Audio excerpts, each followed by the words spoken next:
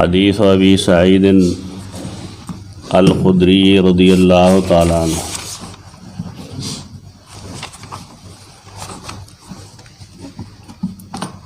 دا شان حدیث تا کم چې وسوایو د سیدنا ابو هریره رضی اللہ عنہ نه هم نقل لیکم چې تاسو مخکې ویل. په دې حدیث کې او په حدیث کې مرکزی مضمون یو دی، بنیادی خبر یو کوي. البته د سبازې سیزونه اضافه شته په دې کې چې هغه هلته نه وه او پای کې د الله د رؤیت خبره وه، دلته هم د الله د رؤیت خبره وي، لیکن د الله د یو بل صفت ذکر وي. هغه صفت مخکې احادیثو کې نه دی بیان شوی. سیدنا ابو سعید خدری فرمائی مونږ وویل یا رسول الله هل نرا ربنا یوم القیامه، آیا مونږ به خپل رب د قیامت پر ورځ وینو؟ نو مسله مخکې نه مونږ واضح کړې ده چې الله به لیدی شي. دې ته علما رؤیت د باری تعالی وایي، د الله تعالی ملاقات، د الله تعالی لیدل. د سیدنا ابو هریره رضی اللہ عنہ د حدیث تلان دی حافظ ابن حجر اسقلانی دا لیکلی دی چې کوم د مسلمانانو ډله د اهل سنت والجماعت دا نوم نه دی د چا سیخ، دا یو صفت دی. بعض خلق هر قسم شرکونه کوي، هر قسم کفرونه کوي، بدعات کوي، رسمونه کوي، غیر الله ته چغې وایي، هغه هم ځان ته اهل سنت والجماعت وایي. رسول الله صلی الله علیه وسلم د دې ټولو څیزونو نه موږ مخکې خبر کړي وو. هغه دا فرمایلی دي چې یهودیان او دارنګې نصرانیان مختلفو ډلو کې تقسیم شو، او یا ډلو کې یو یا دوه یا دې امت کې به ډېرې ډلې جوړېږي. صحابه کرامو تپوسو کو چې یا رسول الله کله چې ټولې ډلې جوړې شي نو دې کې جنتی او جهنمی وسه خبرې؟ رسول الله صلی الله علیه وسلم فرمایلی یو ډله به جنت ته ځي، هغې ته فرقه ناجیه وایي. ځان کې هغه صفتونه پیدا کول پکار دي، تش په نوم څه نه کېږي. صحابه کرام تپوس کی یا رسول الله هغه نجات مندون کې ډله کومه ده؟ نو رسول الله صلی الله علیه وسلم فرمایي چې هغې په هغه لار رواني چې په کومه باندې زه او زما صحابه روان دي، ما انا علیه و اصحابي. د دین مزاج څه شو؟ دا بار څوک دی که نه؟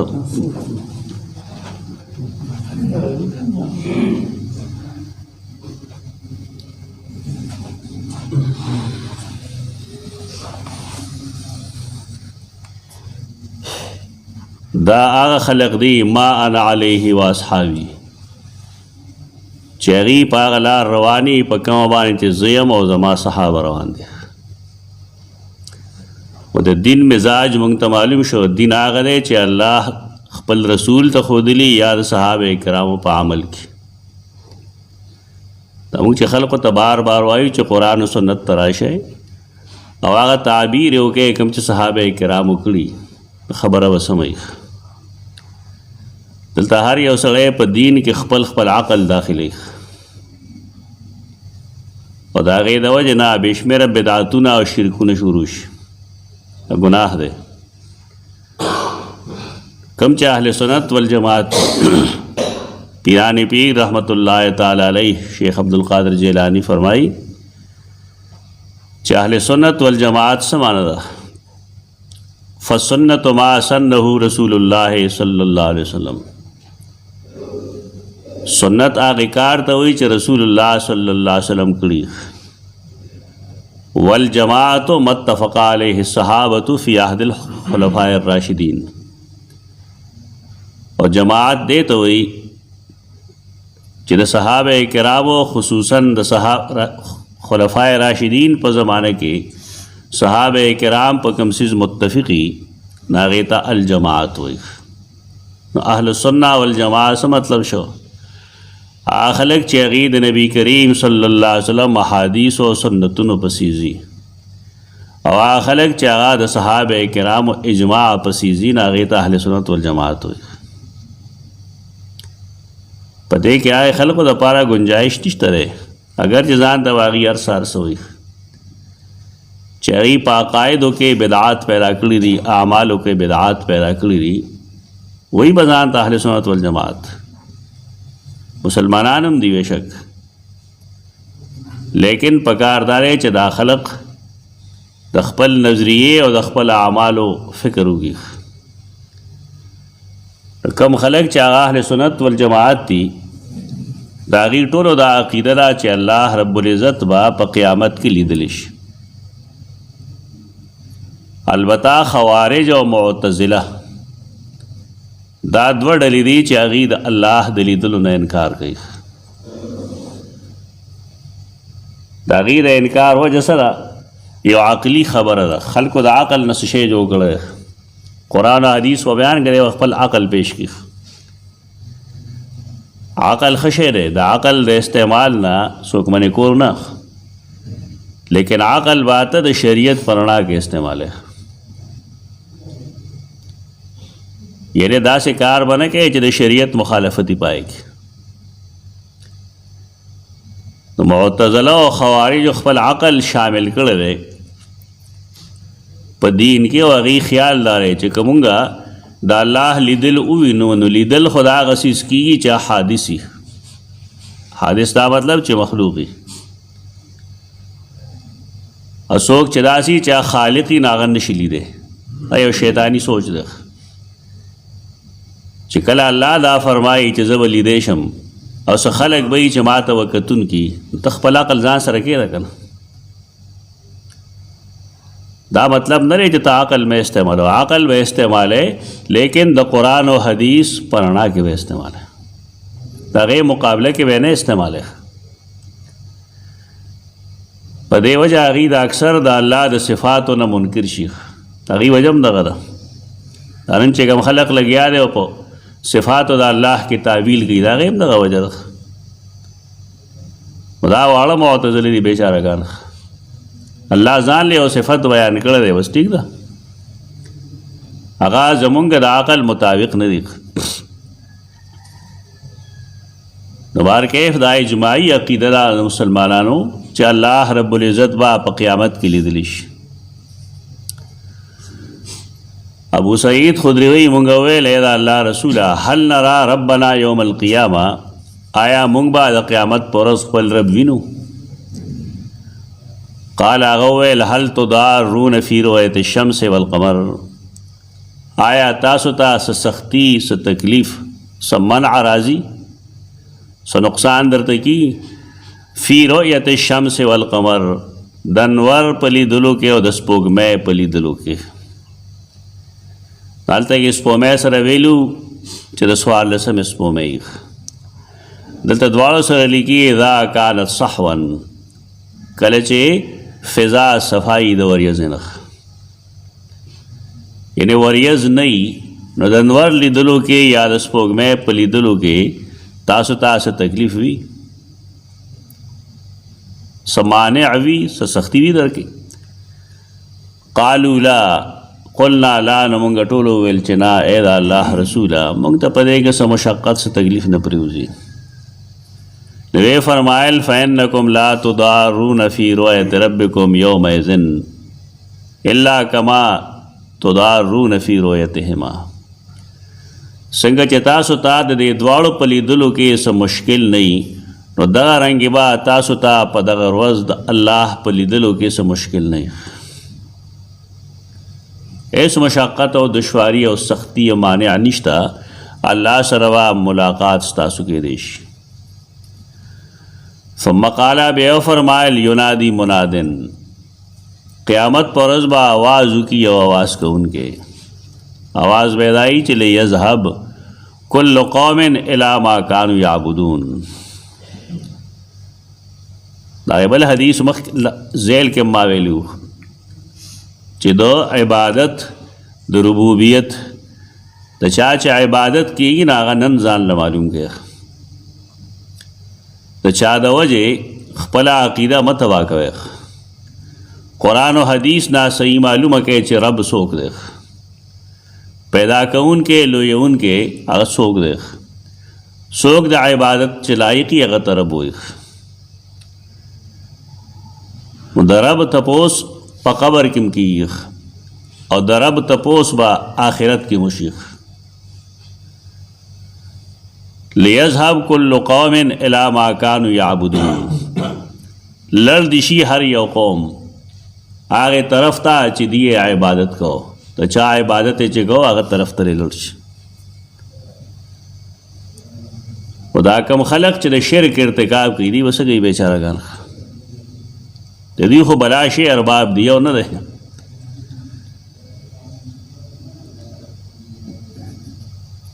د مختلفو بیمارو د مختلفو کارونو لپاره مختلف خلق دی مختلف ارباب دی د دغې رسوایۍ نه ځان بچ کول پکار دی فیذهب اصحاب الصلیب مع صلیبهم صلیب والوا د خپل صلیب سره لړ شي صلیب څه شی دی صلیب د عیسایانو هغه علامت دی کم چې هغې خپله مرۍ کې اچوي خپلو عبادتګاهونو کې هغې ږدي مختلفو ځایونو کې د هغې د عقیدې د علامت موجود دي د هغې خیال لرئ چې مونږ عیسی علیه السلام صلیب باندې پانسي کړی دی په سولی مونږ پانسي کړی دی او د هغې د وجې نه دا د هغې یو علامت دی دینی علامت دی د هغې یو سړی چې هغه مرۍ کې صلیب واچوي نو دا یې سړي د شرک ارتکاب کړی دی د کفر ارتکاب یې کړی دی دله داسې نه دی پکار چې دی په مرۍ کې صلیب واچوي رسول الله صلی الله علیه وسلم چې کوم ځای فرمایي من شبه بقوم فهو منهم چا چې د یو قوم پیښې وکړې د هغې په شان عمل او عقیده یې وساتله نو دا سړی د هغې نه دی صلیب چې کوم سړي په مرۍ کې اچولی دی نو د عیسائی شوی دی هغه تشابه په عقیده کې کفر دی دلته که یو سړی پینټ شرټ واچوي که نه نو علما پې دا حدیث ورفټ کړي چې دا خو چې عیسایانو په شان جامې دي مونږ یې ملګرتیا نه کوو خدای کافر نه دی کافر به هغه سړی چې هغه د هغې د دین سمبل د دین علامت اچولي پینټ شرټ د هغې کار نه دی دا یوازې د هغې جامه نه ده دا خو سپین کې د مسلمانانو جامه ده هغه ځای نه دا دنیا کې خورې شوې ده البته د صلیب علامت یې چې وي نو دا سړی ګناهګار دی او دی د شرک تر عقیدې ورغلی ده داسې ډېر شي سوزونه وي مثلا تورې مشکڼې خلک اچوي دا د هندوانو کار دی د اوسپنې بنګړي خلک اچوي دا د هندوانو کار دی دا ملنګان چې ته ګورې دا کړې مړې به یې اچولي دا د مسلمانانو کار نه دی دا تشابه ده د هغې په عقیده کې هغې د هغې خلقو څیزونه عبادت کوي د پیتلو عبادت کوي د اوسپنې عبادت کوي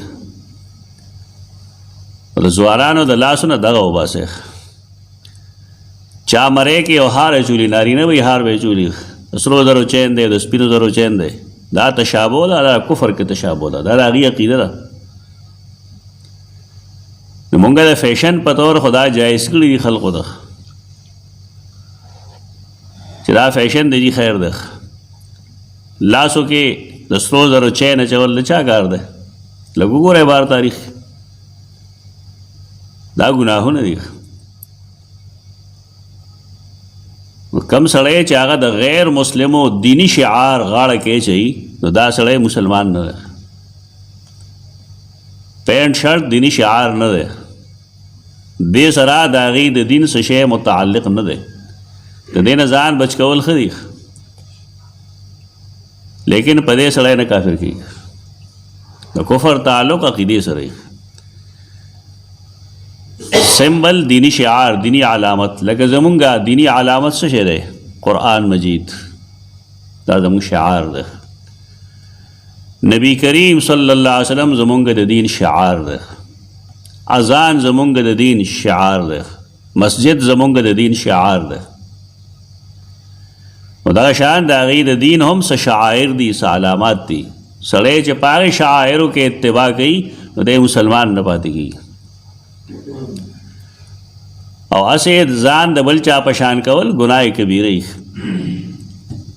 لکه یو سړی ویښته ساتي د انګریزانو غوندې نو دا ګناه ده کفر نه دی من تشبه بقوم فهو منهم که خو کفر ذکر کوي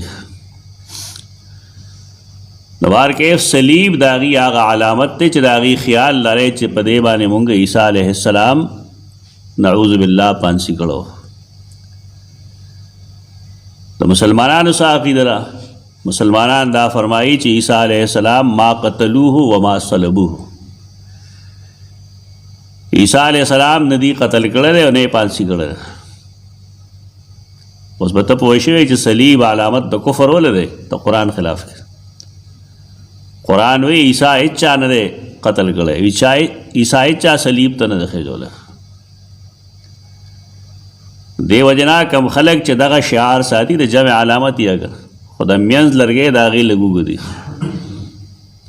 د جمع علامت دی خو د منځ دا پکې لږ اوږد دي نسبتاً اوس خو د سرو زرو لاکټې خرڅېږي بار خلک چې څوک ګرځي دوبۍ کې یا عربو وغیره کې یې ویني مسلمانان د دې کې هغه اچولي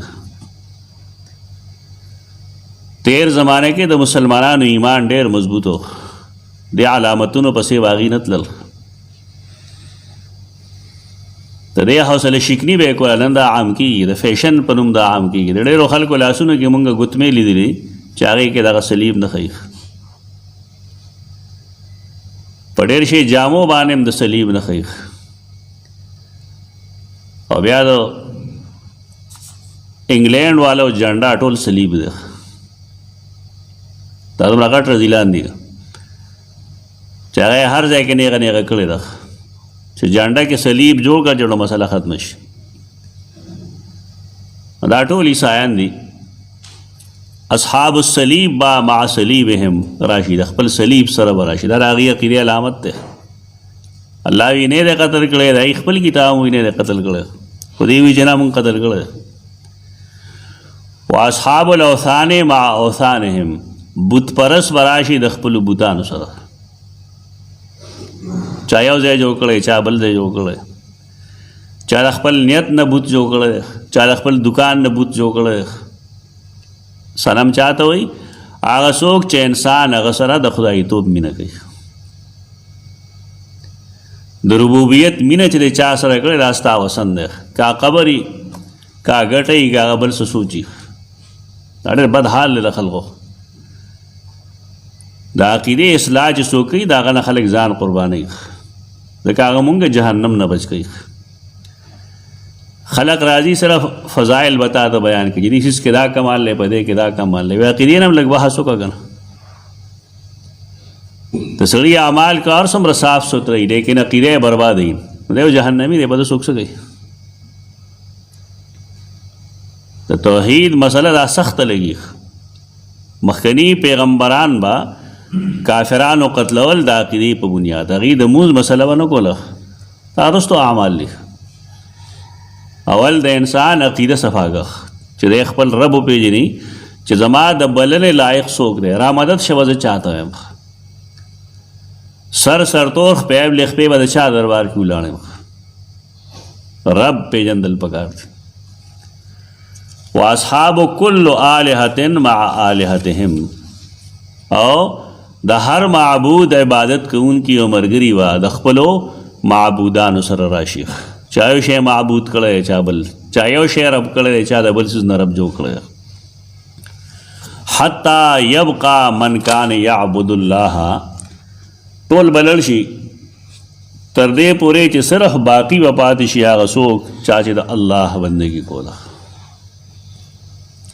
د الله بندگی داسې کوله چې شرک یې ورسره نه کوه یا الله سره به یا محمد نه وی یا رحمان سره وی یا پیر بابا نه وی. د الله د نوم منښته به یې کوله، نو د مخلوق د نوم منښته به یې نه کوله. صرف دا آبادي شي. من برن او فاجرن، خوا که دی نیک سړي او که بد سړي، خو صرف هغه خلک چې د هغې عقیده عمل د توحید او پاتې شي، نور به ټول لړ شي.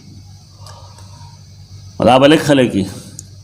وغبرات من اهل الکتاب، او څه بچې کوچې خلک د اهل کتابو.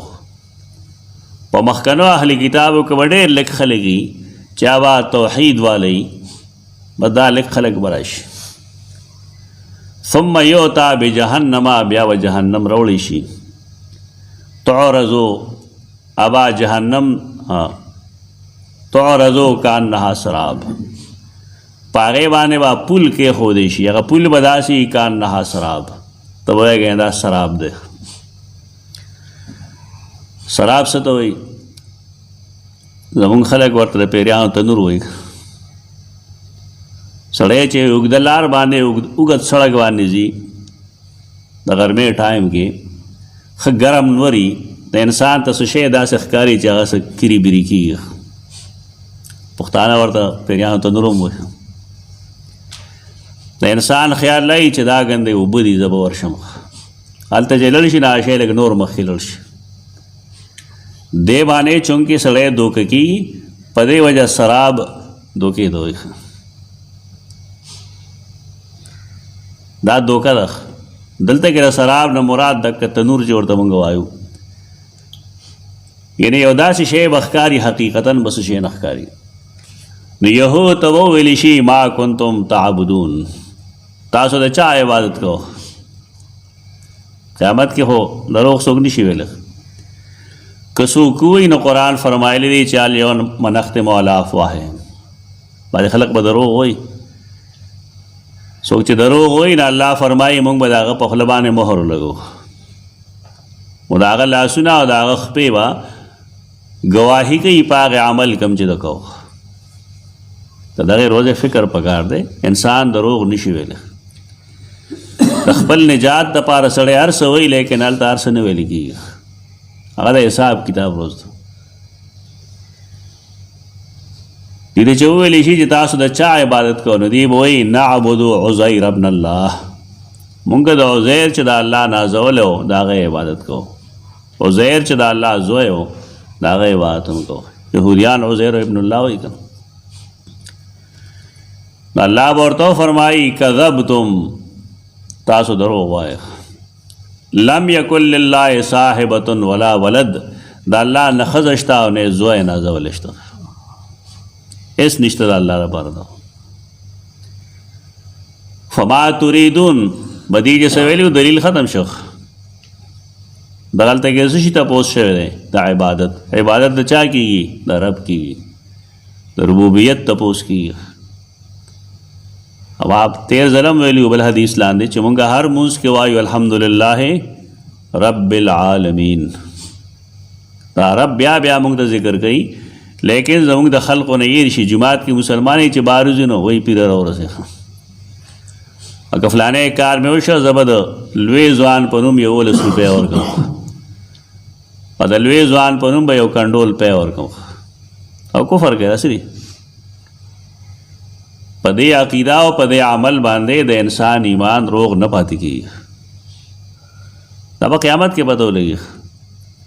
نن چې دا مسله څوک کوي، خلک هغې ته پنجپیریان وایي، څوک ورته وهابیان وایي، څوک ورته اهلحدیث وایي. دا پیچارهګان نه اهلحدیث دي، نه پنجپیریان دي، نه وهابیان دي.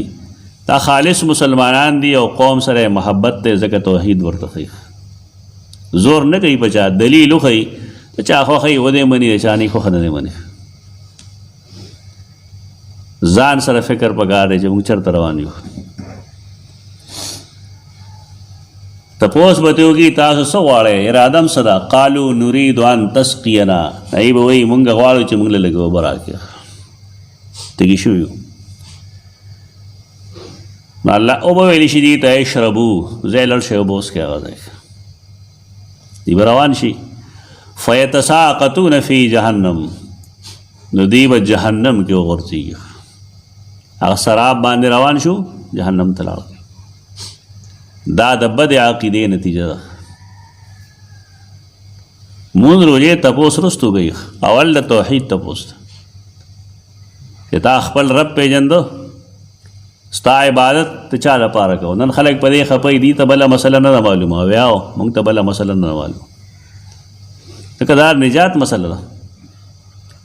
یو سړی مونځ نه کوي الله به څه زمانه جهنم کې وساتي بیا به جنت ته بوځي امید خوشته راغی خو د چا چې عقیده خرابه ده نو دی خو خسرت دنیا والآخره. دنیا هم تباه شوې ده پیریانو دپاره راولي خلک چې دلته کور کې پیریان دي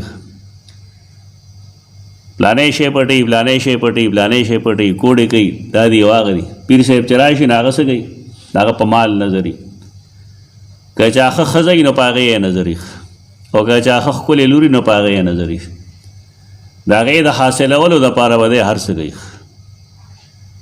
نو غیرت ته موځي عقیدت ته موځي تش کوتک پاتې شي وي زه مسلمان یم دې ته وایي خسرت دنیا والآخره. د کور والو بې عزتي مو کي مال هم تباه شي آخرت هم تباه دی. دا ښکلی هوښیار سړی دی تکلیف راغلی دی تکلیف الله لري دی مشکل راغلی دی مشکل الله لري کوي. د هغې طریقه دغه نه ده چې یو غیر محرم راوله خپلې زنانه هغه خوا کې پرېږده یا خپله زنانه غیر محرم سره یوازې پرېږده دا خو دلتوب دی. اسلام چې کله دې اجازت نه ورکوي چې یو ورور د خپلې بابي سره شپه د یو کمره کې نشي کولی اسلام د دې اجازت نه ورکوي نو اسلام به د دې اجازت څنګه ورکوي چې یو پردی سړی دی راشي او په دغې نوم دی هغه خلک لوټي کم سړی چې تا ته غیرت ښیي او کم سړی چې تا ته دین ښیي ناستا به دي شي او چې کم سړی درته رضایتونه ښیي او هغه ستا د ایمان او د حیا ډاکو دی ناستا دوست دی رب چې څوک نه پیژني دا حرکتونه هغې کوي رب پیژندل پکار دی. دی و جهنم تو غورځېږي ثم یقال للنصارى بیا به نصارا ورته ویلی شي ما کنتم تعبدون تاسو د چا عبادت کوو نایب وایي نعبد المسیح ابن الله مونږ د مسیح ابن الله عبادت کوو د عیسی عبادت هم کوو چې د الله زوی دی نازولی دی. قرآن فرمایلی دی دا چې الله به د قیامت په ورځ عیسی علیه السلام ته ویلي وایي چې انت قلت للناس اتخذوني وامي الهین من دون الله تا دې خلقو ته ویلي چې دا الله نه سوا زما او زما د مور عبادت کوئ. قرآن او حدیث دا ګټه خټئ دا یو بل سره لګي د یو بل تفسیر کوي. تا ویلي خلقو ته خلقو عیسی علیه السلام بدنام کړو دا موږ ته هغې اجازت راکړی نو د هغه جواب قرآن لیکلی دی چې ربه کما ویلي ان كنت قلتو فقد علمته کما ویلي نو تا ته پته وي ما نه دی ویلي ما قلت لهم الا ما امرتني به ما خو صرف هغه څه ویلي د کوم چې تا ما ته حکم کړو هغه دا و چې د الله نه سوا د بل عبادت ونه کوو نو دا خو دیم دغه مسله کې ونختل الله ورته وایي کذبتم تاسو دروغ وایي لم یکن لله صاحبة ولا ولد دا الله نه ښځه شته او نه زوی شته فما تریدون تاسو غواړئ نو دوی به وایي نرید ان تسقینا مونږ اوبه غواړو فیقال اشربوا دي ته وم ویلی شي ځای اوس کې اوبه فیتساقطون فی جهنم دا ټول جهنم ته لاړ شي. دا دوه غټ قومونه دي کومو خلکو چې د عیسی او د عزیر عبادت کړی نه جهنم ته ځي نو څوک چې د باباګانو عبادت کوي نه هغه دی به جنت ته ځي. یو سړی که د لات منات عزا هبل شهید عبادت کوي نه به جهنم ته ځي خو که د نوم مسلمان د مخلوق عبادت کوي خیر دا اجي صاحب دی اجي صاحب نه کافر دی دا پته به قیامت پر ورځ لګي نن د خپلې عقیدې اصلاح وکړئ رامدد شه صرف الله ته ووایه نظر و نیاز منښت د الله د نوم وکړئ توکل الله باندې وکړئ انابت الله ته وکړئ خپل مټ په الله باندې مضبوط کړئ عالم الغیب الله وګڼئ طواف د الله د کور نه وکړئ غایبانه حاجتونه صرف الله نه وغواړئ خپل عقیده سمه کړئ پاتې بشي یبقا حتی یبقا من کان یعبد الله من بر او فاجر، کدی نیکی او فاجری، کله کله یو سړی موحدی لیکن بد عملی، نو دې ته وویلی شي ما یحبسکم وقد ذهب الناس، تاسو سی سار کړی خلک لاړ، تاسو نه دی. فیقولون فارقناهم، نو دی بوی مونږ د هغې نه جدا یو. پس شیږې زمونږ عقیده د هغې نه جدا، مونږ د الله نه سوا د بل چا عبادت نه کوو. ونحن احوج منا الیه اليوم، او مونږ زیات محتاج یو هغه چاته چې مونږ د هغه عبادت کوو. اليوم، نن ورځې مونږ دنیا کې هغه ته محتاج یو، او نن هم هغه ته زیات محتاج یو. مونږ خپل حاجتونه الله لوړو. وإنا سمعنا منادیا ینادي، او مونږه د یو اعلان کوونکي اعلان اورېدلی دی. دا اعلان یې کو چې لیلحق کل قوم بما کانوا یعبدون، چې هر یو سړی دی، هر قوم دی، هغه چا پورې اونخلي، هغه چاله لړ شي چې دی عبادت کو. نو مونږ عبادت د رب کو. وانما ننتظر ربنا، او مونږ انتظار د خپل رب کو. مونږه ثبوت پرست، قبر پرست، اکابر پرست، عیسی پرست، عزیر پرست نه یو. مونږه الله پرست یو، د الله پرستار یو، د الله عبادت کوونکي یو. مونږه د هغې انتظار کوو. حدیث وګت د نور بسار کې خیر ووایه. اقول قولی هذا استغفر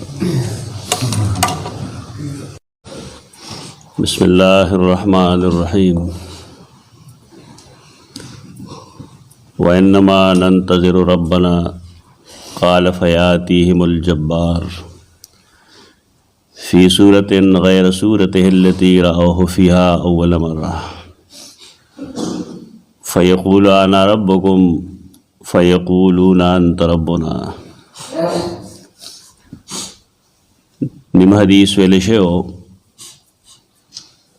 اغه میس کې دا ویلو چې الله رب العزت با آخر کې مسلمانانو ترش فیاتیهم الجبار. عیسایان، یهودیان، بت پرست اب ټول جهنم ته لاړ شي. مسلمانان و انتظار کوي فیاتیهم الجبار.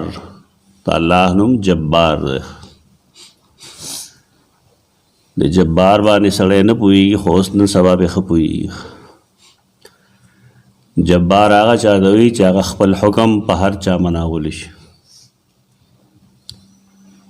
لکه نن سبا د خلکو زړه کې یو یره پرته ده، دا یره چا اچولی ده؟ دې ذات ته جبار وایي، خپل حکم نافذ کولی شي. دا جدا را چې په دنیا کې الله چا باندې اکراه او جبر نه کوي، تکلیف نه ورکوي. هر انسان خپل ارادې ته پرېښی.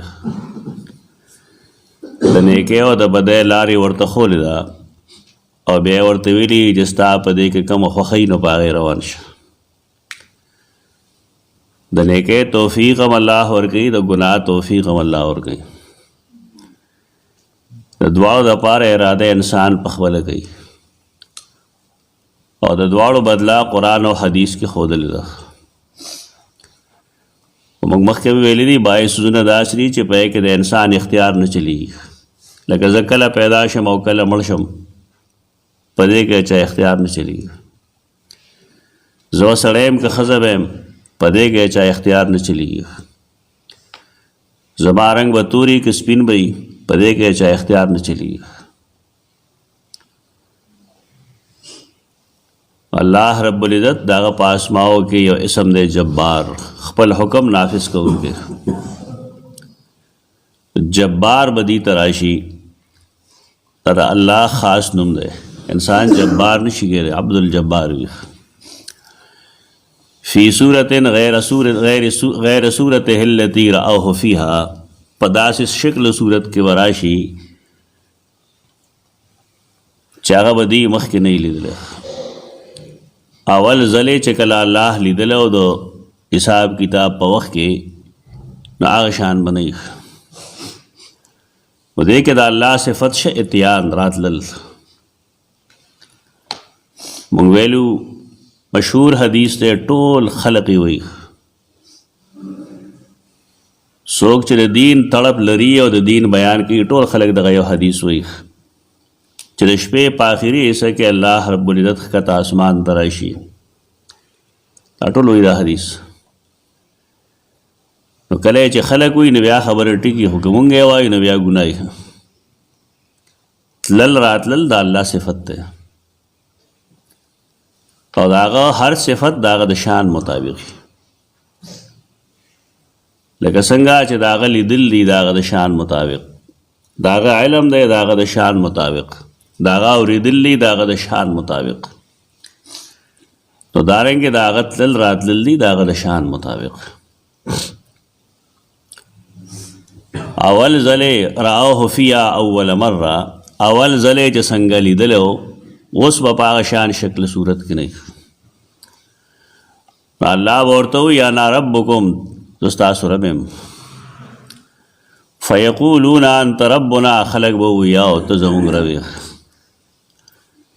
فلا یکلمه الا الانبیاء کلام به نه کوي هغه سره سوا د انبیاو نه د الله شان داسې دی چې سره څوک خبرې نشي کولی لا به یې تپوس وکړي هل بینکم و بینه آیة تعرفونه عیسایانو خو خپل صلیب ورسره او یهودیانو ویل مونږ د عزیر عبادت کوو بت پرستو سره به خپل بوتانی خو ستاسو د رب څه علامت دی څه نښه ده آیا ستاسو د هغه په منځ کې څه نښه شته دی چې خپل رب پرې وپېژنئ فیقولون الساق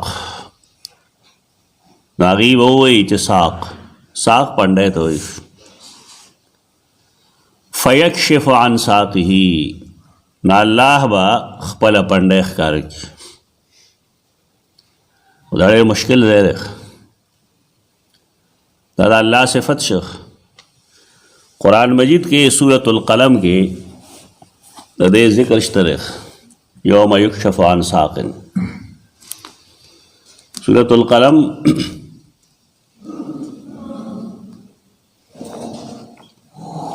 پائے کې آیت کریمه د 240 قرآن او حدیث چې سړی یو ځای چلی نو بیا پوهېږي یوم یکشف عن ساق په کومه ورځ چې پرده به لرې کړی شي د پنډۍ نه دا زما لاس کې چې کوم ترجمه ده د قرآن مجید دا د چا پنجپیري وهابي نه ده د اهل حدیث نه ده دا د مولانا محمد تقي عثماني مد ظل العالی ده د مفتی محمد شفیع رحمت الله تعالی علیہ زوی د خپل معنی کوي جس دن ساق کو لی جائے گی په کومه ورځ چې ساق پنډۍ وښکاره کړی شي وَيَدْعَوْنَ إِلَى السُّجُودِ ان کو سجدہ کے لیے بلایا جائے گا خلق وا د عبادت لپاره راوغوښتی شي دا خلق تاسو پرون ویلي دوه قسمه وکنه نیکان او بدان او سپکې منافقان فلا یستطیعون دیو طاقت نه لري د دې تفسیر کې دی لیکي دلته کې ساق پنڈلی کو کہتے ہیں چاہے چې اردو ورزی هغې ته ضرورت نشته ده ساق پنڈے تو وہی اس آیت کی تفسیر میں بعض حضرات نے تو یہ فرمایا ہے کہ پنڈلی کا کل جانا عربی میں ایک محاورہ ہے جو بہت سخت مصیبت پیش آ جانے کے لیے بولا جاتا ہے لہٰذا مطلب یہ ہے کہ جب قیامت کی سخت مصیبت پیش آئے گی تو ان کافروں کا یہ حال ہوگا یہ ودا مطلب بیان کا عربی کی چې کله مونږ ووایو چې کشف عن ساقه نو دې مطلب دای چې ډېر مصیبت ورشي نو یکشف عن ساق معنی دا کوي چې ساق به کولو کړی شي نو ډېر تکلیف ورشي یو تفسیر د دې دا دی اور بہت سے مفسرین نے اس کا مطلب یہ بتایا ہے اغل تیری کلیو بعض حضرات جملو تے گورا بعض مفسرین دغر آیا دا اور بہت سے مفسرین نے اس کا یہ مطلب بتایا ہے اور ډیر شے مفسرین و دے مطلب دا خود دے دا رستنے مطلب دا ډیرو مفسرین و دے اور مخکنے مطلب لوگ مفسرین ویلو سوئی کہ اللہ تعالیٰ اپنی پنڈلی کول دیں گے چې کہ اللہ تعالیٰ بخبل پنڈے ښکار کی. اللہ تعالیٰ کی پنڈلی انسانوں کی پنڈلی کی طرح نہیں ہے. اللہ تعالیٰ پنڈے د انسانانو د پنڈے غوندې نه ده، بلکہ وہ اللہ تعالیٰ کی ایک خاص صفت ہے.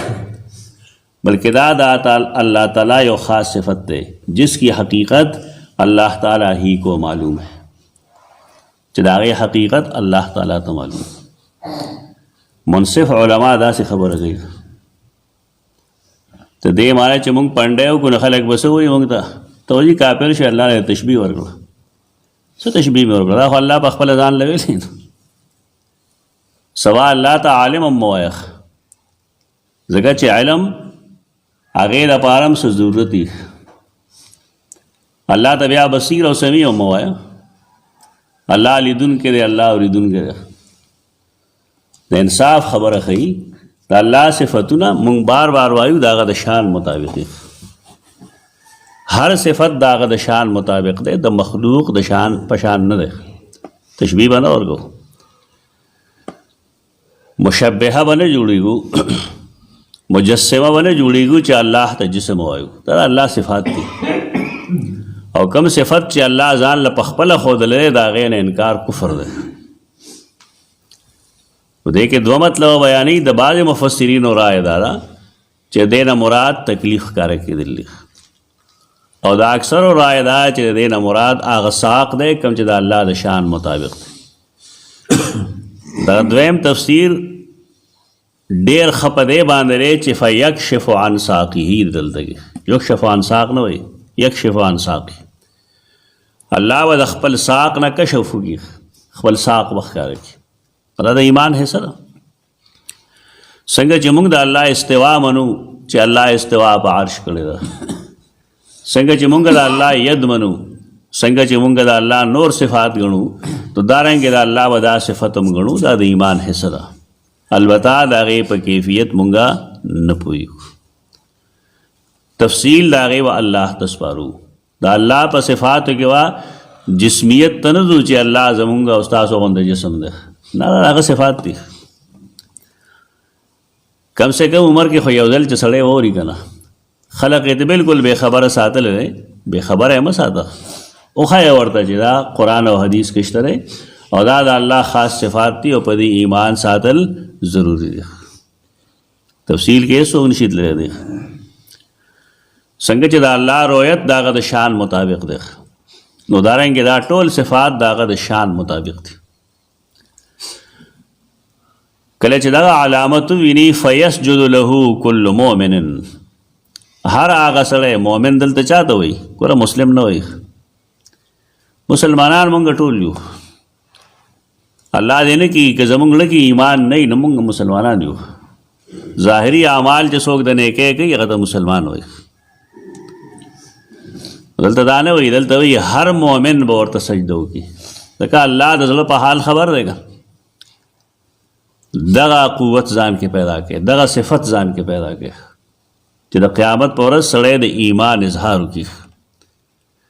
د شرک او کفر باندې مبني ایمان نه، وسوسو او وهمونو پسې تلونکي ایمان نه، بلکې د الله په ذات کامل یقین.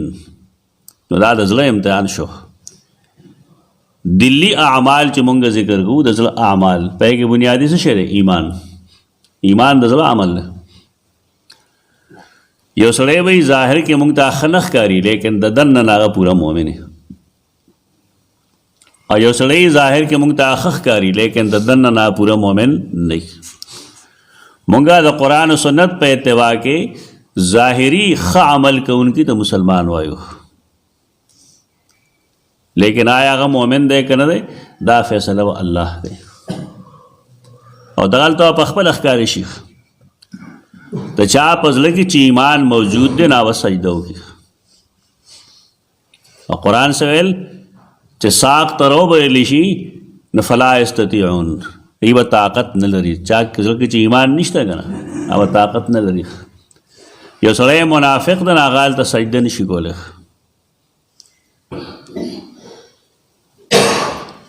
منافق بسئی وَيَبْقَى مَنْ كَانَ يَسْجُدُ لِلَّهِ رِيَاءً وَسُمْعَةً.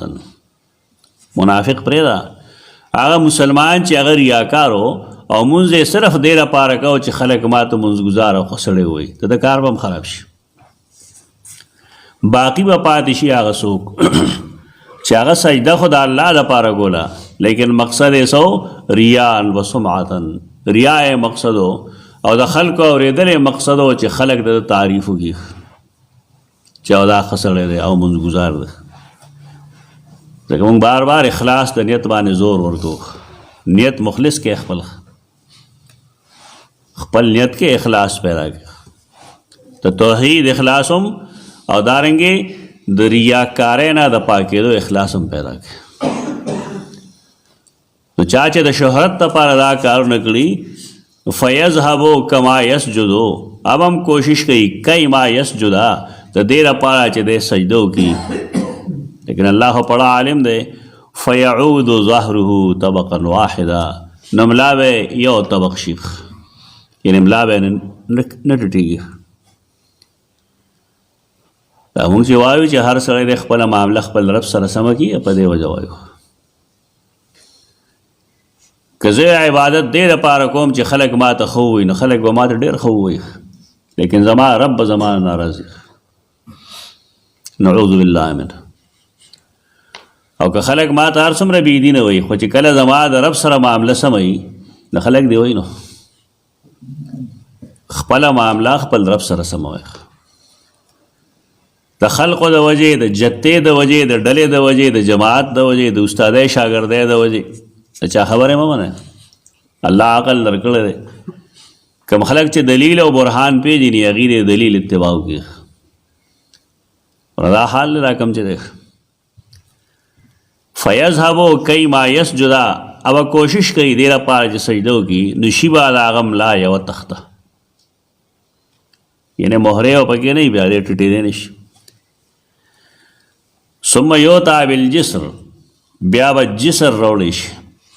جسر ته پل وایي که نه پل، او هلته کې ورته صراط وی، صراط هم پل ته وایي. نو مونږ یو ځای کړی نو پل صراط که نه پل د فارسی لفظ دی. په عربی کې دریو ټکو والا پی نه وي. د جسر معنا ده پل.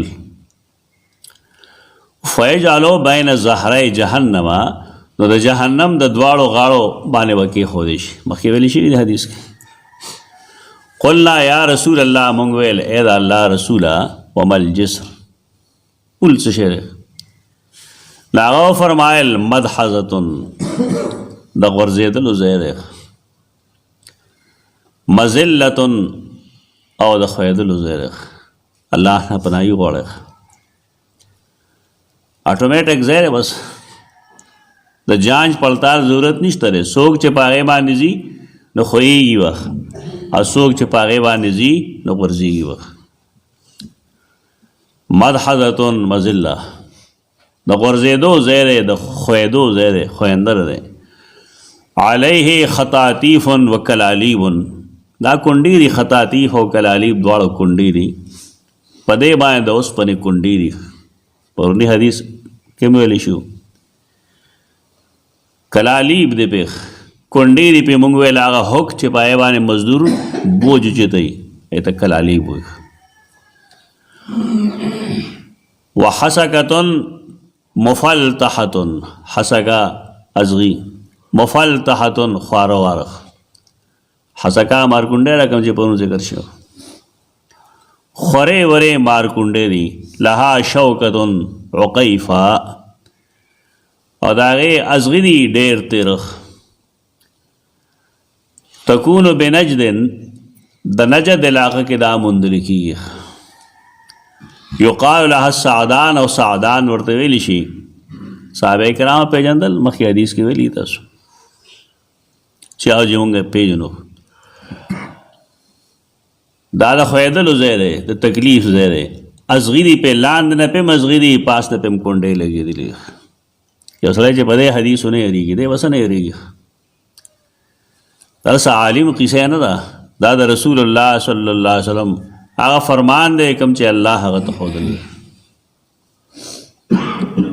لاندې هم حالت دغه شانته دی، پاس هم حالت دغه دی. المؤمن علیها کالطرف وکالبرق وکالریح. بعض مؤمنان خو په هغې داسې دي کالطرف لکه څنګه چې د سترګې رپي. د دې دعا هم کوئ او د دې د حاصلولو لپاره کوشش هم کوئ. دا هسې په منډه نه دي. دا خلقي چې دي د شپې د الله د بندګۍ کوشش کړي، قرآن مجید لولي، احادیث د نبی کریم صلی الله علیه وسلم د هغې علم حاصلوي، د قرآن حفاظت کوي، حفظ کوي، د نیکۍ کارونه کوي، د صوم و صلات پابند دي، د الله په لار کې خرچي کوي، جهاد فی سبیل الله کوي، بغض، دشمنۍ، حسد، کینې نه لري، ناپ تول کې نقصان نه کوي، بیمانۍ نه کوي، بددیانتۍ نه کوي. داسې نه ملاویږي. د دې لپاره دنیا کې محنت پکار دی. یو سړی چې هغه یو طالب علم چې ټول کال هغه کار نه کړی او دته ته سبا وایي چې بھائی سبا ستا امتحان دی، یو پاس کېږي که نه؟ عجیبه ده، شپېته اتیا کاله ژوند دی، 18 کال نه وروسته الله انسان مکلف کړی دی او دی تر مرګه پورې اوده دی. نو دی به قیامت کې څه وایي؟ دا یو سوچ دی. دا الله رحم و کرم ده، خو موږ انکار نه کوو، لیکن الله یو قاعده کلیه را کړې ده، هغه ده چې سړی د نیکانو په شانتې ځي او بالکل ودرېږي نه، نان سټاپ رواني جنت ته. نو د هغې دپاره د صحیح عقایدو او صحیح اعمالو ضرورت دی. په خولې نه کېږي. که یو سړی 200 ځله وایي چې زه د قیامت نه یېرېږم، لیکن د هغه عمل کې دا صفایي نشته دی، نو موږ څنګه وایو چې دی د قیامت نه یېرېږي؟ نو مومن به په هغې رواني کالطرف پشان د سترګې د رب، وکالبرق څوک به رواني لکه د اسماني برېښنا، وکالریح څوک به رواني د تیز سیلۍ پشان. د دې دپاره دعاګانې هم کوئ او دې دپاره د نیک عمل او د صحیح عقیدې تلاش هم کوئ. سه خدا شان ذکر کړل، دې ته ضرورت نشته دی. سترګې رب تم ضرورت نشته، رسول الله برق او ریح تم نشته. کاجاوید الخیل، اجاوید الخیل تیز رفتار رسونه، څوک به تیز رفتار رسونو په شان منډې وهي، والرکاب او څوک به د تیز رفتار اوښانو په شان روان دي جنت. بیا به کونډې پرېږدي نه، فناجن مسلمون، څوک به په دې کې داسې نجات موندونکي چې به روغ رمټي. هغه اټومیټک سیز دی لګیا وي، خدا کم چې پوری وځي نو دی کې به څوک روغ رمټي، وناجن مخدوشون، او څوک به داسې نجات موندونکي چې پای به یې چونګاري مونګاري ډګولي. الله نظام دی. ومکدوسن، او څوک به داسې چې هغه به ورید پرید شي په جهنم کې، فی نار جهنم. کونډې په خپله نیسي او ښکته یې غورځوي. حتی یمر آخرهم یسحب سحبا. دا مسلمانان دي. په دې کې چې کوم آخري سړی نه په راښکلو راښکلو باندې بوځي. فما انتم باشد لی مناشدة فی الحق قد تبین لکم من المؤمن یومئذ للجبار. دا د امید غځی دی. د رسول الله صلی الله علیه وسلم شفاعت ته موږ ټول محتاج یو. تاسو به په دغه ورځ څه بیاشد لی مناشدتن، زیات مطالبه کوونکي زمانہ، فی الحق ستاسو د حق په باره کې، قد تبین لکم کوم چې تاسو ته ښکاره شوي، من المؤمن یومئذ للجبار. یو دا هغه حق ستا چې تاسو اخلی د مؤمن نه، یومئذ په دغه ورځ للجبار، د جبار په مقابله کې. څه مطلب در حدیث؟ حدیث مطلب دا ہے چې دنیا کې د چا حق ثابت شي یو مؤمن سره، د یو صحابي یو حق ثابت شي یو مؤمن سره، هغه صحابي هغه د خپل حق د نبی کریم صلی الله علیه وسلم په ذریعه روح کی دا غنه شواهد پیش کوي که نه پیش کوي، گواهان پیش کوي که نه پیش کوي، منت کوي قاضي ته که نه کوي. نو څنګه چې تاسو د خپل حق د غوښتلو لپاره مال راغلی او ستاسو ثابت حق یې هغه د هغه نه غواړئ نو څومره منت کوئ ماته خپل احتیاج پیش کوئ په دغه ورځ باندې د قیامت په ورځ تاسو د جبار د عذاب نه د خلاصولو دپاره به زما داسې منت کوئ او زیات کوشش به کوئ زیات منتونه به کوئ چې یا رسول الله زمونږ حق کې سفارش وکړه نو ښکاره دی چې رسول الله صلی الله علیه وسلم سفارش کوونکی دی شفیع المذنبین دی سفارش کوونکی د مذنبینو هر څه تسلیم دي دا موږ ته چې موږ رسول الله صلی الله علیه وسلم د هغه شفاعت ته محتاج یو او موږ دعا کوو چې الله دې موږ د رسول الله صلی الله علیه وسلم د شفاعت نه محروم نه کړي خو سوال دا چې د هغه شفاعت مستحق کېږي څوک آیا زمونږ غوندې خلک چې هغه د الله او د رسول نافرمان دي شفاعت نه انکار نشته حالاتو ته چې ګورو د مسلمانانو نو آیا د داسې سړي به څوک سفارش وکړي دا کوم چې مونږ یو هغه سوالیه نه خلق هلته کېده او چې کله هغه زمونږ دومره همدرد دی دومره په مونږ رؤوف او رحیم دی چې قیامت پر ورځ باندې هغه سره زمونږ فکر دی نو مونږ هغه سره د مینې څه اظهار وکړو آیا مونږ دروي چرته یو لس ځله په هغه باندې ویلي چې اللهم صل علی محمد وعلى آل محمد کما صلیت علی ابراهیم وعلى آل ابراهیم انک حمید مجید غیرت دینی پکار دی یو شخصیت تا یو فرد تا یو عظیم اولوالعظم نبی تا چې مونږه دنیا کې محتاج یو د هغه دین ته او آخرت کې د هغه سفارش ته محتاج یو نو پکار دی چې زمونږه په کردار کې زمونږ اخلاقو کې زمونږ عاداتو کې د هغه د سنتونو اتباع وي بس مونږ تش لګیا یو حق نه ادا کوو دا وخت شو حدیث وګند اقول قولی هذا استغفر الله لكم ولسائر المسلمين فإذا رأوا أنهم قد نجوا وبقي إخوانهم حدیث تر دې ویل شو چې مسلمانان مؤمنان د چا عقیده کې چې توحید مضبوط پروتي کوتا ہے نه نئی کے ډیر په تیز رفتارې باندې صراط باندې پوری وځي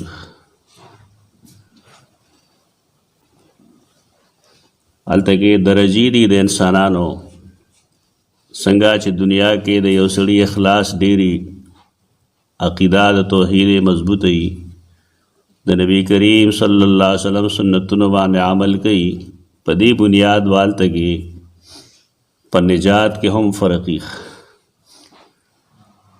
څوک به د سترګې رب کې پوری وځي صراط باندې څوک به د برق غوندې لړ شي څوک به د هوا غوندې څوک به د اوښانو یا د اسونو غوندې تیز لړ شي څوک به داسې چې هغه مخدوش بشي هغه کلالي و هغه حقونه چې هغه صراط باندې یو طرف ته او بل طرف ته یې به زخمی کېږي بیا رسول الله صلی الله علیه وسلم خپل حیثیت ښودلی و چې تاسو به خپل حق څنګه دنیا کې غواړئ نو هغه شانتې تاسو ډېر محتاج یې زما سفارش ته محتاج یې بارکیف مومنان به ټول لړ شي دی چې لړ شي وګوري فإذا رأوا أنهم قد نجوا چې دی نجات موندو جنت ته لاړل وبقي اخوانهم او د دې سرونه بایګان به پاتې شي جنت ته به نه ځي هر سړی به خپل پیژني چې زما ټبر یا زما دوستان زما د کلي چم مهالت خلق ټول رالل فلانی فلانی پکې نشته نو دا ټول به وایي یقولون ربنا اخواننا ای زمونږ ربا زمونږ سرونه پاتې دي کانو یصلون معنا مونږ سره به مونځ کو ویصومون معنا مونږ سره به روزې هم نیولې ویعملون معنا مونږ سره به عمل هم کو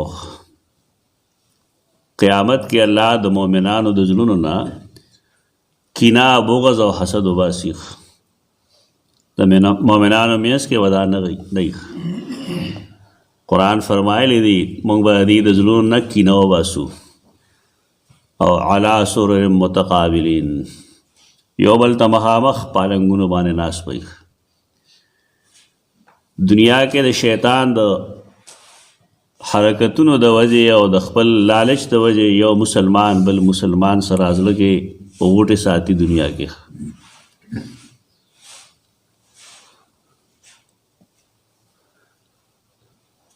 کم خلقی چې هغه د دې نه بېغمه وي، کړي نور اکثره بیشتر خلق دا حرکتونه کوي. په دې بنیاد به د قیامت پر ورځ وایي چې ربه زمونږ سرونه دی جهنم کې دي. فیقول الله تعالی، نو الله به ورته فرمایي اذهبوا لړ شئ. فمن وجدتم فی قلبه مثقال دینار من ایمان فاخرجوه.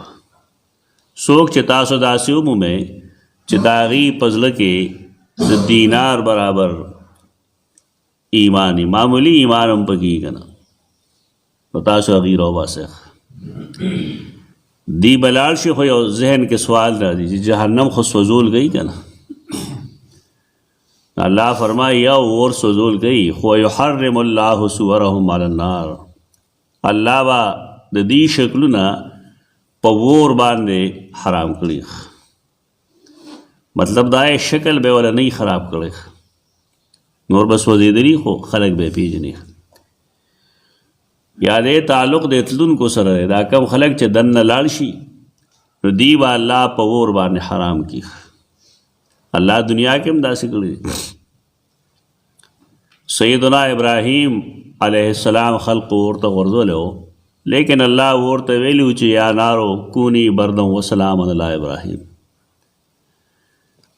دا موږ چې وایو خلقو دا چې خپل عقل د شریعت تابع کړي، د هغې وجه دا ده چې یو شی چې اور ته وغورځوي نه سوځېږي که نه سوځېږي، لیکن چې الله غواړي چې نه دی سوځي نو بس نه سوځېږي. اور کې د سوځولو خاصیت الله یې خلق. حدیث کې چې یو شی ثابت شي نو خلک به په هغې عقل ځغلي چې دا خو چې د عقل خلاف ده. به ته خو قرآن منې که نه، چې منې نو دغلته به څه دی ته اوس قلنا یا نار کونی بردا وسلام علی ابراهیم. خلقو له دا مهرباني پکار ده چې د عقل غوندې جوهر الله دی له ورکړی دی نو د هغې د صحیح استعمال وکړي. قرآن او سنت دی په عقل نه تلی، بلکې خپل عقل دی په قرآن او سنتو تلی. خلکو کار الټه کړی دی. دین په عقل نه ثابتېږي، دین په نقل ثابتېږي. قرآن او حدیث کې یو شی زمونږ عقل کې نه راځي، بس چې قرآن او حدیث کې دی نو ټیک دی. دا زمونږ د فهم او د عقل قصور دی او کمی دی چې موږ په هغې نه پوهېږو. دا کم کسان چې سفارش له لړ شي د دې شکلونه به الله په اور باندې حرام کړي. رسول الله صلی الله علیه وسلم هم معراج له تللی و، تاسو ویلی دی حدیث په یې کې هغه د جنت او د جهنم سیل کړی دی که نه دی کړی؟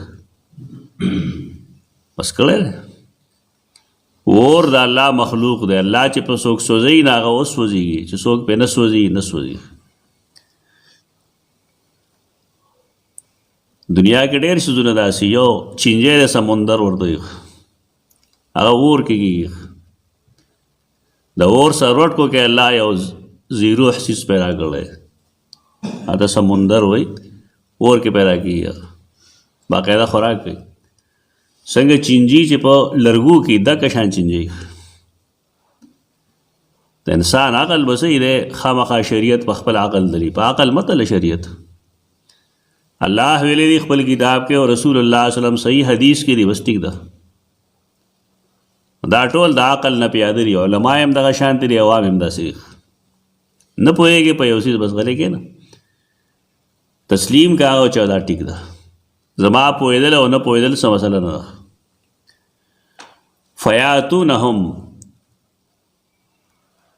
دا جنتیان به د جهنمیانو پسې راشي. وبعضهم قد غاب فی النار، نعوذ بالله منه، نعوذ بالله منه.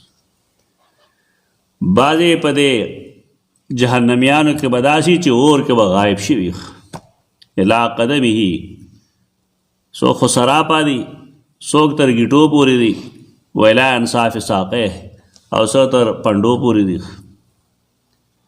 ډوب دي په اور کې. دلته سړی لاس کې او سروټ که نشي نیوی. قرآن سورة الواقع کې چې کوم فرمایي نحن جعلناها تذکرة ومتاعا للمقوین، دا اور کم چې تاسو بلوي دلته کې نو نحن جعلناها تذکرة، دا مونږ د قیامت د اور یو تذکره جوړه کړې ده، یو یاداشت تا ده چې دنیا کې ته اور ته وګوره چې کله اور ډیر شي نو بیا څه چلی، نو چې کله سړی ټول په جهنم کې ورننوتي د وسه حالي ته استدلال وایي د جهنم د اور استدلال دنیا د اور نه وګه. او بیا که حدیثو سره مرګري کې چې ستاسو دا ټول نارو کوم، ستاسو دا ټول ورونه کم چې د اول نه تر زله پورې بلیږي دنیا کې، څومره ورونه بلیږي دنیا کې، انسان د هغې سوچ نشي کولی. ځنګل باندې اور لګي، کورونو کې ورونه بلیږي، کارخانو کې بلیږي، لاوې پټاوي، دا ورونه دي. رسول الله صلی الله علیه وسلم فرمایي د دنیا دا ټول ورونه راجمع کا، دا د جهنم د اور په مقابله کې او یایم برخه ده. دې کې څومره نصیحت دی، څومره عبرت دی. او خلقو ته چې دروغ وایي نه په هغې باندې خوشحالېږي او خفه شي بیا یا یریږي او نیکي شروع کړي. قرآن او حدیث نه وایي چې دا 1/70 دی، دا کله نه دا اور دا بلیږي او کله نه دنیا پیدا شوې ده او کله به فنا کېږي. دا چې ټول راجمع کړي دا جهنم د اور په مقابله کې او یایمه برخه ده. دې تپش ته وګوره. لیکن دا د الله الوهیت دی، دا خدای توب دی، هغه چې څه کوي نو کولی شي. څوک تر ګیټو پورې پټ دی، څوک الی انصاف ساقیه د خپلو دواړو پنډو تر منځ پورې. فیخرجون من عرفو، دی به راوباسي څوک چې پېژني که نه به راوباسي. نیک عمل دا ډېر ښه څیز دی. الله نیکانو خلقو لا ډېر څه ورکوي، د هغې دعا هم قبلوي، د هغې اعمال هم قبلوي. آخرت کې هغه د خلکو د ښېګړې باعث هم جوړېږي. لیکن زموږ دنیا دا چې یو سړی نیک دی نو هغه تنګ کړه وخانده ورپورې، د هغه بې عزتي وکړه. حالای دا نیکان خلق زموږ هر ځای پکار دي. دیندار سړی، د الله او د رسول فرمان بردار سړی، د هغه زړه نرم وي، دشمنی نه کوي چا سره. هغه رحمدلي چې ګوري دې ځای کې تکلیف دی لرکولو کوشش یې کوي. دا نیکی کمال دی. بد عمله سړی دا خو زړه سخت دی، دا سره خوله پسته دی. نور د هغه نه چې څومره کېدی شي دا به قوم له تکلیف ورکوي، نقصان به ورکوي. دی چې څوک پېژني نه به راوباسي ثم یعودون، بیا به راشي الله ته. الله بیا وی لړ شئ دوباره وګورئ. فیقول اذهبوا فمن وجدتم فی قلبی مثقال نصف دینار فاخرجوه، در هغې نه نیم کو. تاسو چې څوک داسې ومومئ چې د هغه په زړه کې د نیم دینار برابر هم ایمان شته دی که نه، نه راوباسئ. څه علامات وي په یې به یې پېژنئ. فیخرجون من عرفو، دی به راوباسي څوک چې پېژني. ثم یعودون، بیا به واپس راشي. الله بیا فرمایي اذهبوا فمن وجدتم فی قلبه مثقال ذرة من ایمان فاخرجوه. لړ شئ څوک چې تاسو داسې ومومئ چې د هغه په زړه کې د ذرې برابر هم ایمان وي. ذره هغه زیړ غونده میږی دی کوم چې پاکو لوښو کې ګرځي، په نظر هم نه راځي. د ایمان په کمال پوه شو چې دا څومره قیمتي څیز ده. ایمان چې سړی کامل مومني هغه ډېر نورونه لا نورو، لیکن یو سړی ادنا مومن دی، بدی مومن دی. د ایمان خپل فائدې دي، خپل کمالات دي. یعنی که یو سړي کې ډېر مختصر ایمان هم دی که ډېر لږ ایمان هم دی پکې، دی راوباسه. فیخرجون من عرفو دی بلل شي څوک چې پیژني هغه برو باسي. دا میانس کې سیدنا ابو سعید خدری فرمایي چې فإن لم تصدقوني فقرؤوا. دا شاهد پیش کړي کہ تاسو زما دې خبره تصدیق نه کوئ چې گئے نبی کریم صلی اللہ علیہ وسلم بدا فرمایلی نو قرآن اولولے چې ان اللہ لا یظلم مثقال ذرة وَإِن تَكُ حَسَنَةً يُضَاعِفْهَا. بے شک اللہ ظلم نہ کئی پا برابر دے وی ذرے او کہ انسان نیکی کری یضاعفها اللہ باغ سیوا کئی. دا اللہ رحم و کرم دے چې د انسان معمولی نیکی آغاز سیوا کئی. قرآن نو تا پوسا نہ بتاتا ہوئی کنا وہ چند پورے اللہ نے کیسے واقعی.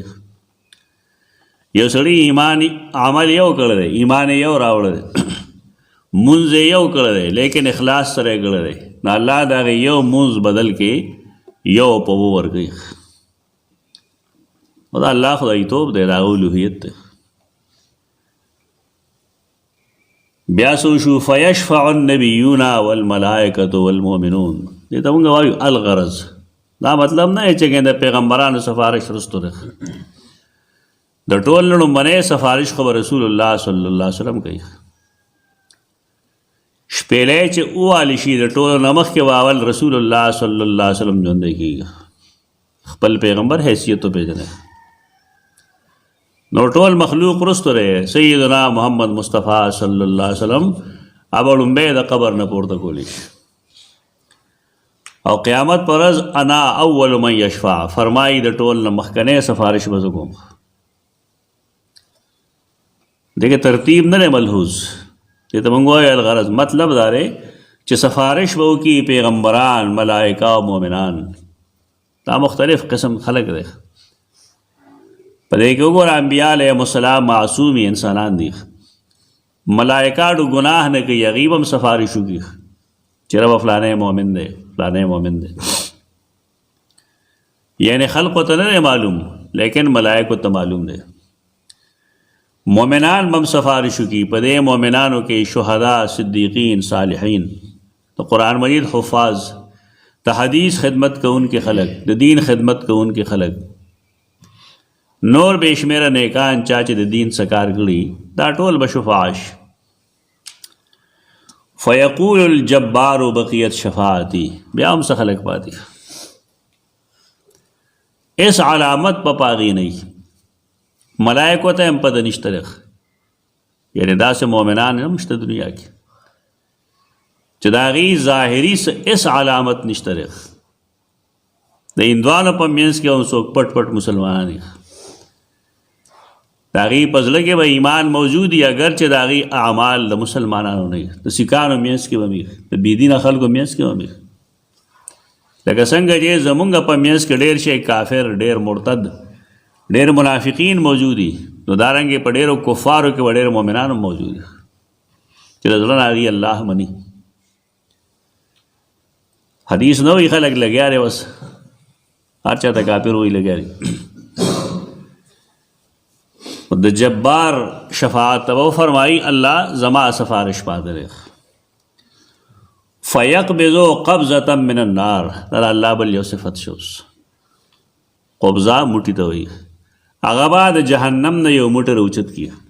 دا الله قبضه د هغه د شان مطابق ده د هغه صفت ده. یعنی جهنم نه به الله خلق روباسي په خپل قدرت. فیخرج اقواما ډېر شی قومونه به روزي قدم تحشو چې هغوی مونږ وایو جل کر کوئلہ ہو گئے سوځېدلي دي او سکاره دي جوړ شوي دي. ډېر داسې خلق به وي چې هغه به سوځېدلي سکاره به ترې جوړ شوي سټکوري به ترې جوړ شوي. فیلقون فی نهر بافواه الجنه. د جنت خوله چې کوم د افواه د فم جمع دی د جنت په خوله کې نهرونه دي دریابونه دي دیوال ته ورغورځول شي. یقال له ماء الحیات چې هغې ته آب حیات وایي د ژوند اوبه دي. فینبتون فی حافتیه نو دی به راوټوکېږي د دې دریاب یا د دې نهرونو حافتین غاړې ته وي کنارې د نهر غاړې نو دی به د نهر په دواړو غاړو باندې روخیږي کما تنبت الحبة فی حمیل السیل لکه څنګه چې راخیږي الحبة حبه معنی ځنګلي دانه فی حمیل السیل د اوبو په ګودر ورته وایه یو ځای کې چې اوبه بهیږي کم ځای کې او هلته کې خودرو بوټي راخیږي که نه نو دارنګې به دا خلک دا جهنمیان هلته روټوکېږي تازه به شي صاف سوتره به شي ښکلي شي اوس څه بد عملی چې کړی وي یې ایمان پټ ساتلی و د هغې سزا ورته میلو شوه قد رأیتموها الی جانب الصخره الی جانب الشجره تاسو به دا بوټي لیدلي کله د ګټانو په ویښ کې او کله د ونې په ویښ کې واړه واړه بوټي راخیږي نو دارنګې به دا جهنمیان الله د دغې نیر په غاړو کې روخیږي رو بټو کېږي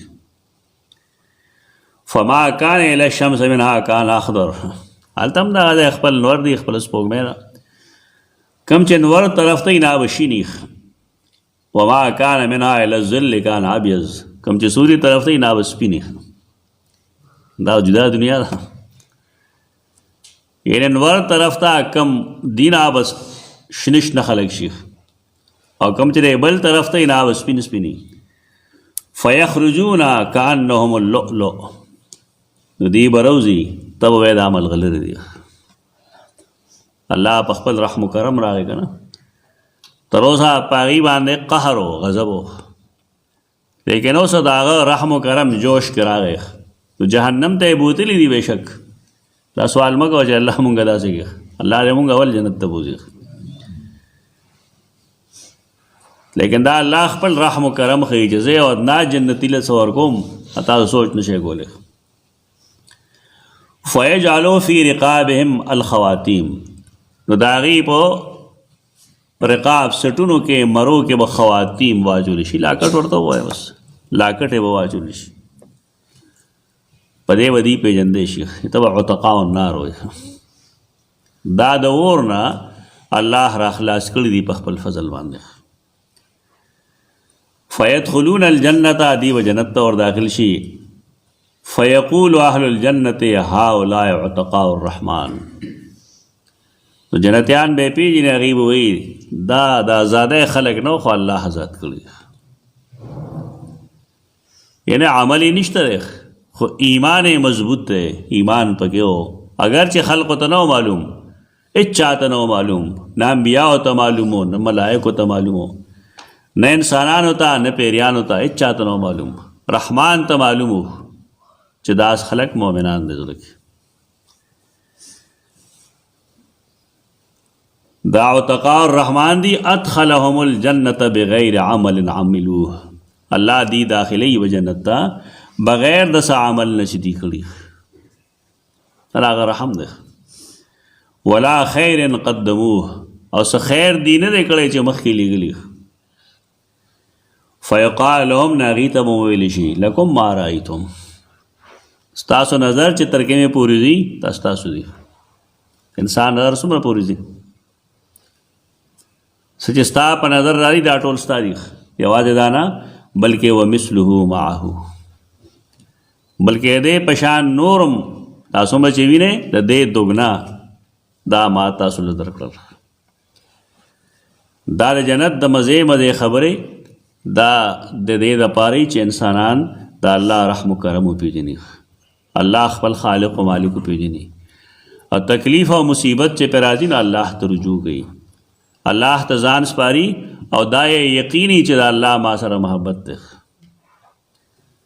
هغه مال څه سزا راکړي دنیا کې نو دا زما د تنبیه دپاره چې زه ویښ شم بیدار شم اوده شوی مخ الله ته مې شا کړې ده توجه دپاره الله بعضې تکالیف او بعضې ابتلاعات راولي فرق دغه د مسلمانانو او د غیر مسلم په منځ کې هغوی له پې الله عذاب ورکوي او مسلمان له پې توجه ورکوي دعا کوي چې الله رب العزت ملکی صورتحال ټیک کړي او کوم مصیبت چې راغلی دی الله دا لرې کړي زموږ نه اقول قولي هذا استغفر الله لكم ولسائر المسلمين